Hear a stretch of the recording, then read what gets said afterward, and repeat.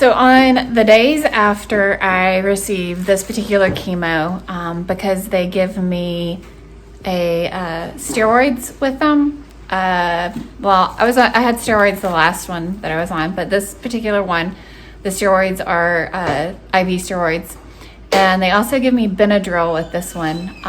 Benadryl does the opposite of what it does to everybody else for me. It makes me wired.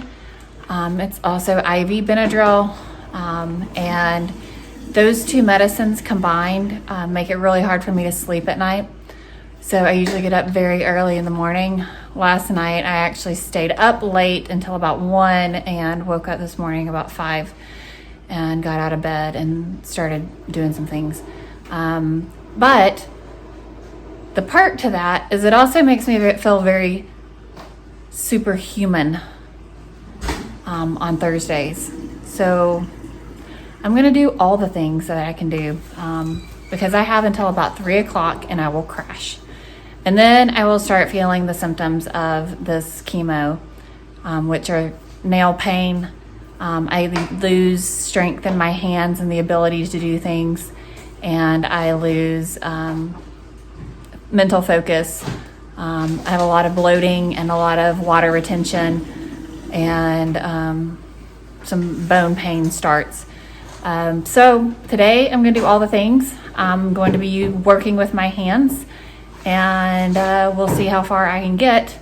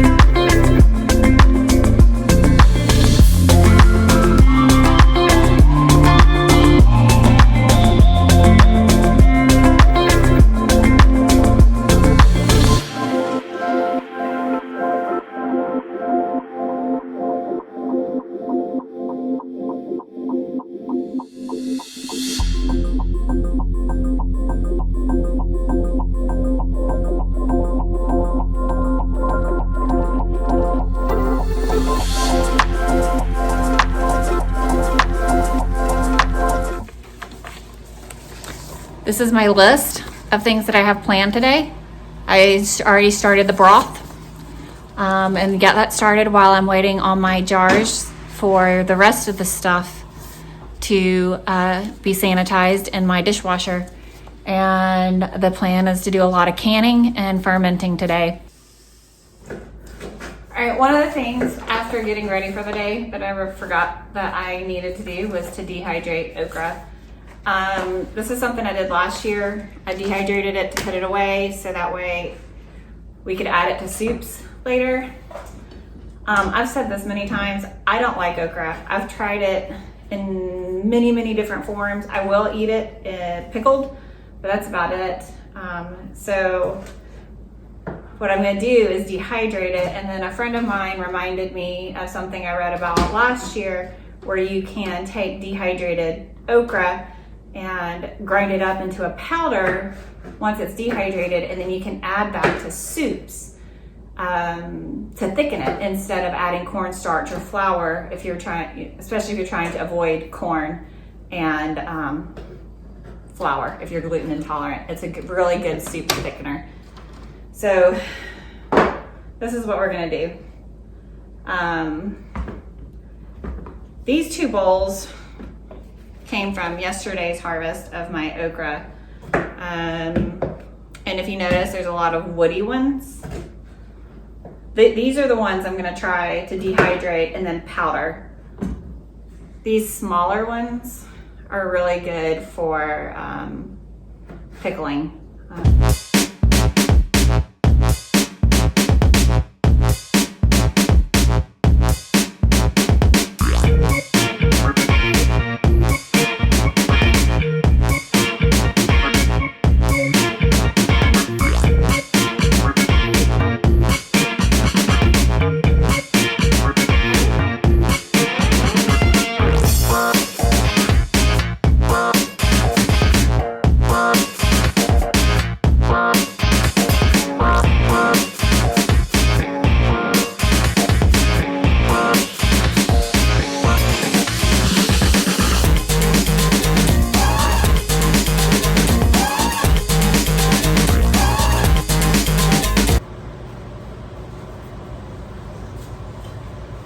right, so I'm like super pleasantly surprised that some of those longer pods that I thought would be really woody are not, and that I can get 3 different applications out of this one plant. So I will definitely be saving some seeds from that this year. I think I still have some left, but I will definitely be saving seeds from this okra to be planting next year.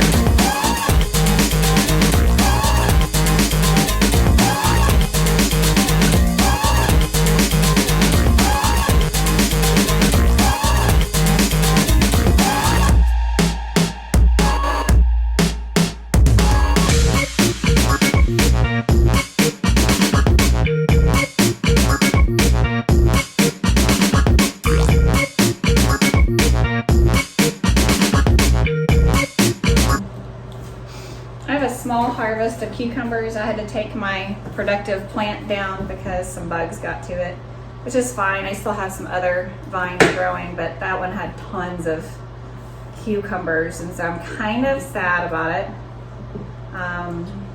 Definitely anticipated. It's okay. I'm gonna cut it off. I definitely anticipated more pickling this year with cucumbers, but my dogs found them and they found out that they really like them. And then this is one tip that I'm going to give you for pickling cucumbers. Cut the ends off and do not put these ends in your pickles, because they can make the pickles kind of taste off. I mean, it's not the end of the world if you want to do it. That's fine. Our kids eat those ends usually, and if I have too many, they go to the chickens. Okay, so I'm waiting for my vinegar and salt water solution to get ready. Sutton is stirring it. It does look like water, but we're letting the salt dissolve and the vinegar to come to a soft boil. So while we're doing that, I have another pot. Ella has finished all of my pears. We harvested way more pears than we could possibly even consume safely. So they did get consumed, but now I'm going to do a pear preserve. If you look up pear preserve recipes, there's a lot of them that call for tons of sugar. I would prefer to not do that. So we're going to experiment, and we're going to do the recipe with some honey. And the honey I'm going to add at the end. You don't have to use like local raw honey, but that's what I have in my house, so I'm going to use it. The cooking process, the heat, and the canning process of the jam is going to mess up the benefits of the honey anyways, so you can add it at any time. I just like to add mine at the end because it gives a stronger honey flavor. All right, vinegar stuff is done, so we're going to pour this in here. You want to leave a 1/4 inch headspace. For that, you want to make sure that everything is underneath your brine. Sometimes you want to not talk and you concentrate so you don't mess up.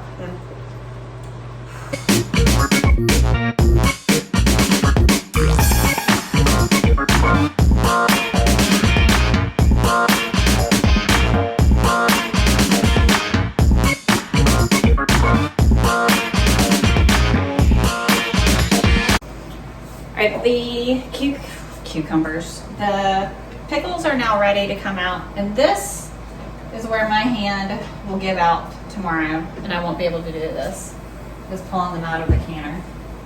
But they've been processed for the appropriate amount of time. They'll sit here for, well, until tomorrow morning. Then I'll move them out of the way, and actually they'll just go on top of my cabinets because I have space on top of my cabinets. And they'll store up there for, well, until we need them.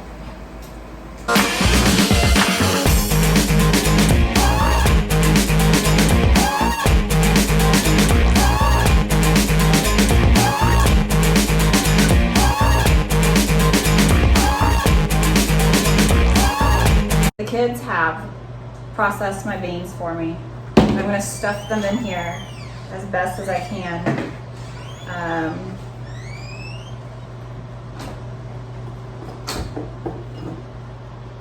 because they will shrink up some when cooked.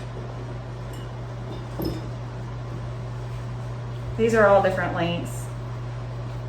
Probably should have them more even lengths, but I'm not going to worry about it.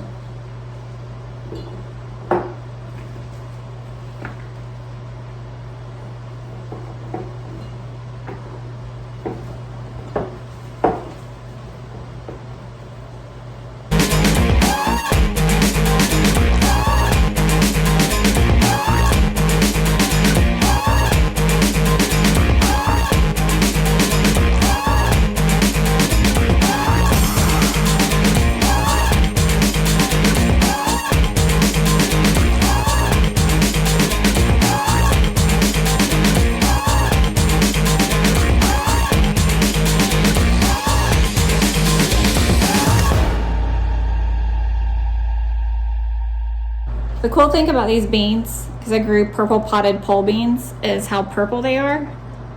But I've said before that when you cook them, they turn green. When we can them, they also turn green too. But they still kind of have a little bit of purple to them. So we'll see. The recipe here is the same recipe that you use for all of my pickling. I use kosher salt, vinegar, dill, lots of dill, garlic, lots of garlic, mustard seeds, red pepper flakes, peppercorns. So that's essentially what I use. You can buy pickling seasoning if you want, or spices if you want, that's fine. I prefer to make up my own recipe. But yeah, so I'm petering out pretty significantly. So I'm going to can up these beans and then I'm going to be done for the day. Well, maybe not for the day. I'm going to rest and then we'll see how the rest of the day goes. But I got a lot of my list done. I got the okra done, the pickles done, the beans are going to get done. The preserves are finished. The broth is, all it has to do is be jarred up. Well, it's not going to be jarred up. It's going to be put into BPA-free plastic containers, and then I freeze my broth. I don't jar it because I don't have a pressure canner. And then the okra is dehydrating, and whenever that's done, I'll just put that in jars until I'm ready to turn it into a powder. The kraut I'm hoping to do today because that's really easy. The kefir will get done today because that needs to get done. It's a 24-hour fermentation. And the kombucha will hold off until tomorrow. So for the most part, everything will get done today. I just need a nap or resting, something.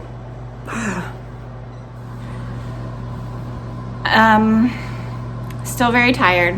Didn't get a nap, but I did get to lay down. So now I'm going to get my kefir grains strained and put back into here to keep fermenting. You can call them kafar, I don't know. I call them kefir. It's easier. I'm from America. There we go. So this is how I do mine. They generally will double every time. Mine are pretty healthy and like super active. So I'm going to take goat's milk and pour it back into this container. And I'll do that a couple of times. I'm only doing a cup because that's all I need. And so 1 cup per 1 cup of kefir. Oh, I didn't shake that up. It doesn't matter. You need a tablespoon of grains, or you can do 2 tablespoons.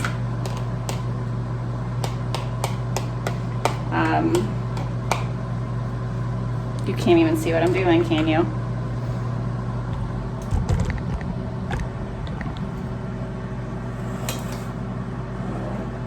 All right, 1 cup of kefir. Sorry, 1 cup of goat's milk. And then I've strained. There we go. Yeah. Okay. Making sure I'm doing what I'm supposed to be doing. I strained the grains, and now I'm putting them back in there. Okay. And then loosely put that on there. And that sits for 24 hours. That's how long it takes. It's super short fermentation.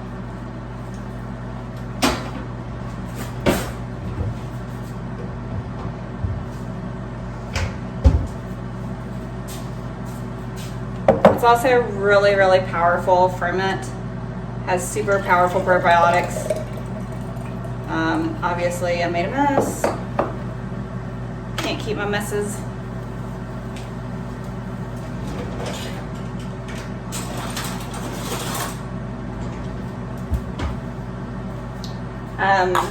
Kefir is one of those things that's just like super good for your gut. It's very powerful. It is like a zingy yogurt. You know how yogurt has a tang to it? This has like a zing to it. I would not recommend it as your first ferment if you do not like tangy things. If you don't like kombucha, if you don't like sauerkraut, you will not like kefir. You can blend it in with a smoothie if you want. That's what I do. And I do a berry smoothie every morning with the kefir and some honey in there. And let's just say that it's working really well on my gut. We're gonna check on the okra. This is how you know whether it's done or not. Just go in and check on it and see it's still squishy.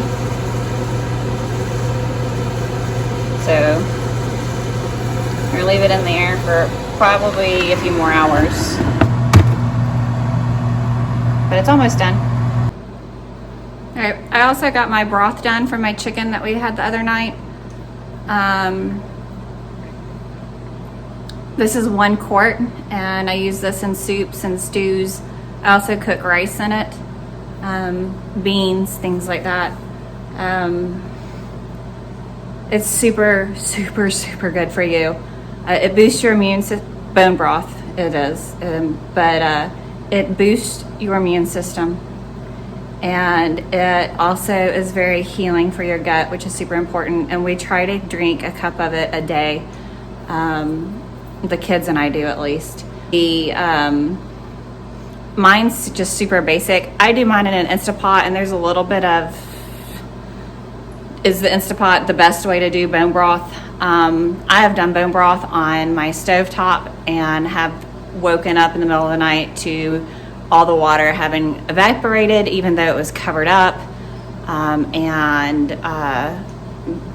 bones are burning on the bottom of the stove, and so that's just a waste of time. For me, I do mine in my Instapot, and I cook it for 2 hours. My very basic recipe is a chicken carcass.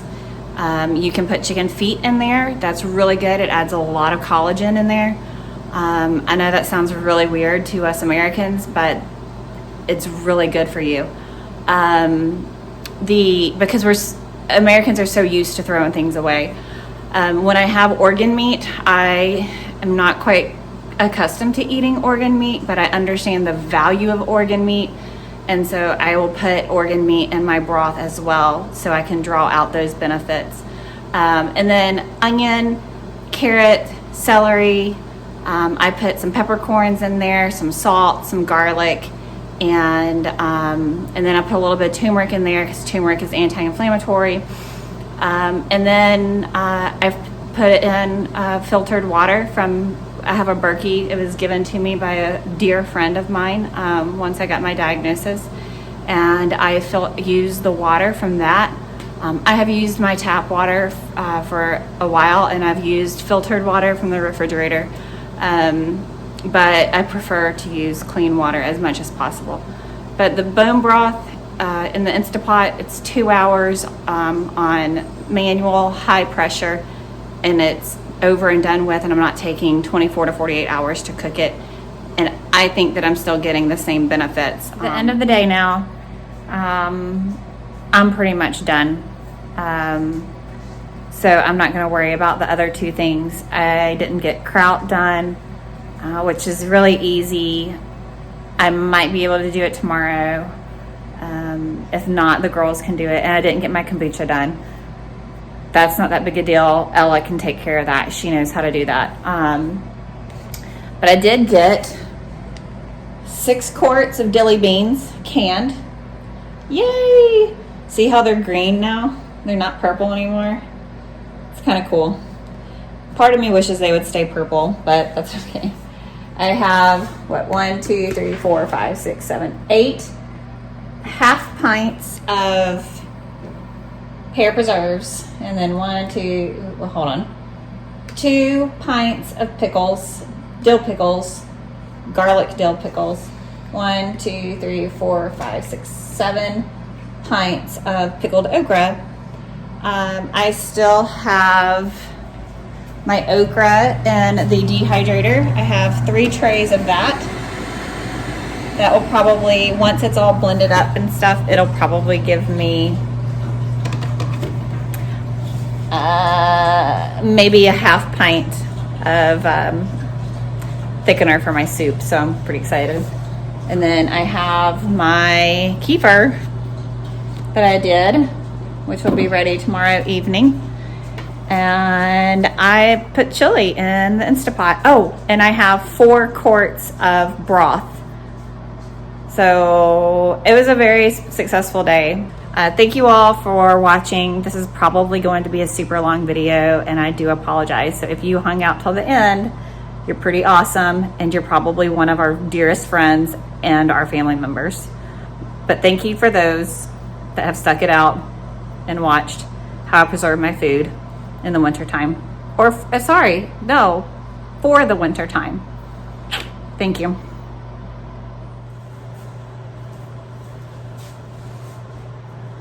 All right, the kids. That's my face.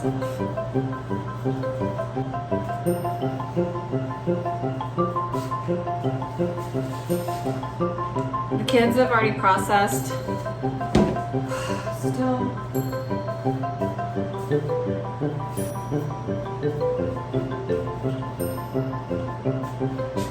Can I see myself? Now I'm crooked.